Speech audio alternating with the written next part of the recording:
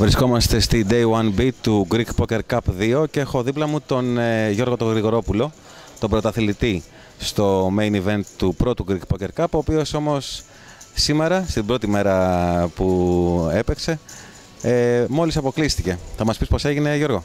Ναι, γενικά σήμερα όλη μέρα δεν ήμασταν carded για πολλή ώρα, δεν πιάναμε σχεδόν τίποτα. Η τελευταία πάσα επέχτηκε με το Ζερβό, είχα άσο ντάμα από UTG συν 1, κάνω raise με κολλάρι από Big Blind, σε flop 8-9-2 τσεκάραμε και 2, turn ντάμα τσεκάρι, βαράω 1200 σε pot, 2000, νομίζω κάπου εκεί 1800, κολλάρι, river 6, τσεκάρι ξανά και κάνω άλλο ένα ποντάρισμα στις 3000 και με γίνε άλλες 3,5 που ήταν τα ρέστα μου. Θα έκανα call αναγκαστικά, ασόντα μου έδειξε 8-6 με του Πέρ στο river και κάπως έτσι τελειώσαμε εδώ.